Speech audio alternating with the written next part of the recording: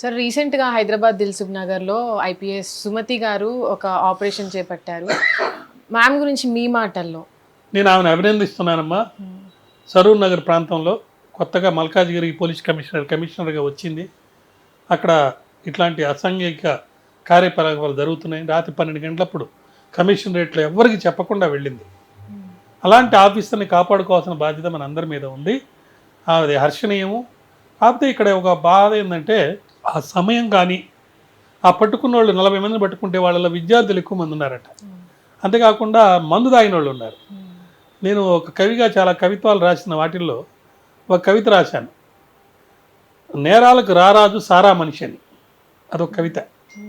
So దాంట్లో అంటే నేరం చేసే ప్రతి వాడు కూడా సారాయికి బానిసై, అంటే మొత్తం మందికి బానిసయ్యి నేనే రారాజుని నేరాలకి అని నేరం చేసే పరిస్థితి. రాత్రిపూట విద్యాధికులై ఉండి మందు దాగి ఆ మొత్తం మందులో నేరాలు చేసే వాళ్ళ మధ్యకి ఒక స్త్రీ, ఆమె పోలీస్ కమిషనర్ అయినా కూడా ధైర్యంగా ప్రాణాన్ని సైతం త్యాగం చేసి అక్కడికి వెళ్ళటం అనేది అర్చనీయమే. కానీ ఆమెకు ఏమైనా జరిగితే ఎట్లా? అలా జరగకూడదు కదా. అది రాంగ్ సిగ్నల్ చేస్తాయి. తగు రక్షణతో వెళ్ళాలి. అయితే అక్కడున్న పెట్రోలింగ్ సిబ్బంది ఆమెను చూసి మరి వెంటనే కబురు పంపితే అందరూ పోలీసు వాళ్ళు వచ్చారు, పట్టుకున్నారు. ఆ పట్టుకున్న వాళ్ళని కేవలం వాళ్ళకి కౌన్సిలింగ్ ఇచ్చి పంపించేశారు.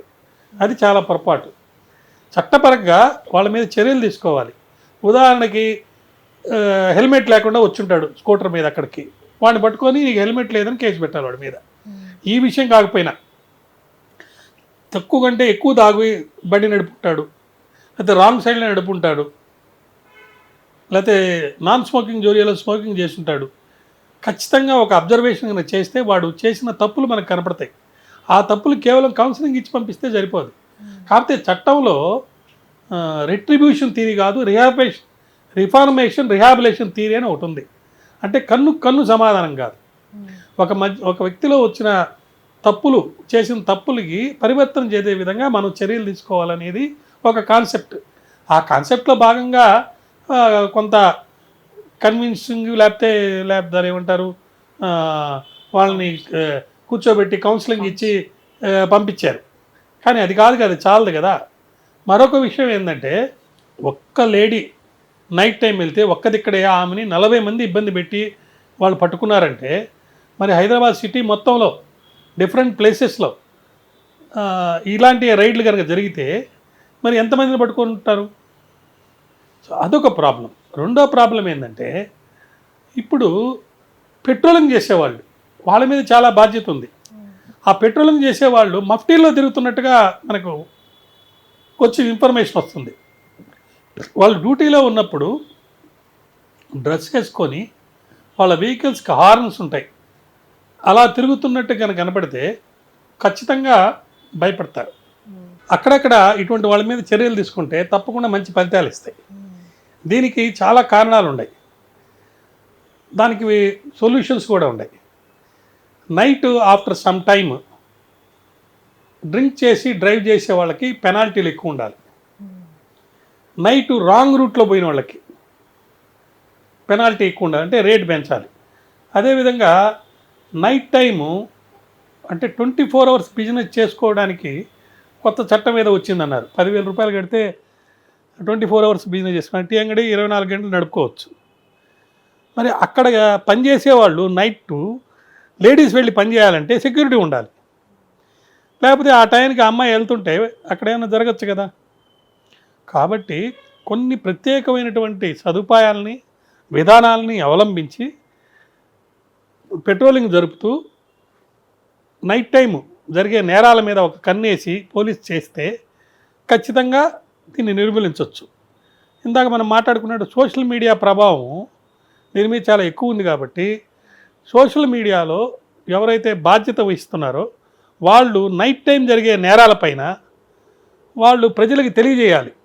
రాత్రిపూట ఈ ప్రాంతాల్లో ఇలా జరుగుతుంది. ఇప్పుడు ఇక్కడ సరూర్ నగర్లో, దిల్సుఖ్ నగర్లో, బస్టాండ్లోనో ఎక్కడో చెప్పారు అక్కడ జరుగుతున్న ఇటువంటి నేరాలని.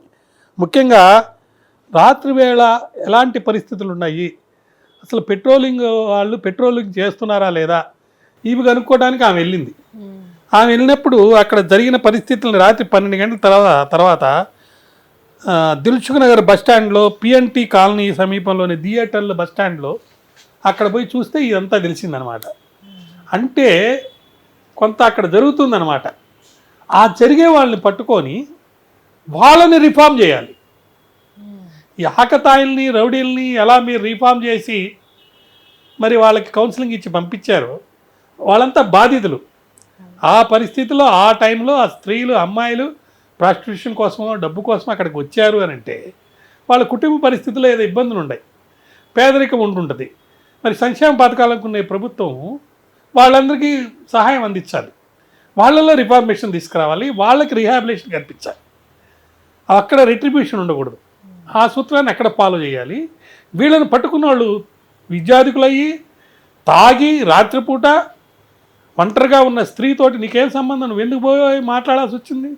నువ్వు సహాయం చేయడానికి పోయినడు అయితే ఖచ్చితంగా పోలీసుకో లేకపోతే వాళ్ళ ఇంటి వాళ్ళకి ఇన్ఫర్మేషన్ ఇవ్వాలి. అలా కాకుండా నీ రేట్ ఎంత అని అడిగారంట ఒకరు. సో ఇవన్నీ బట్టి చూస్తే వాడి కల్చర్ సరిలేదు. సో వాళ్ళ ఇంట్లో పేరెంట్స్ మీద చాలా బాధ్యత ఉంది, వాడు చదువుకున్న కాలేజీలో ఉన్న టీచర్స్ మీద చాలా బాధ్యత ఉంది. సోషల్ బాయ్కాట్ చేయాలి ఇటువంటి వాళ్ళని.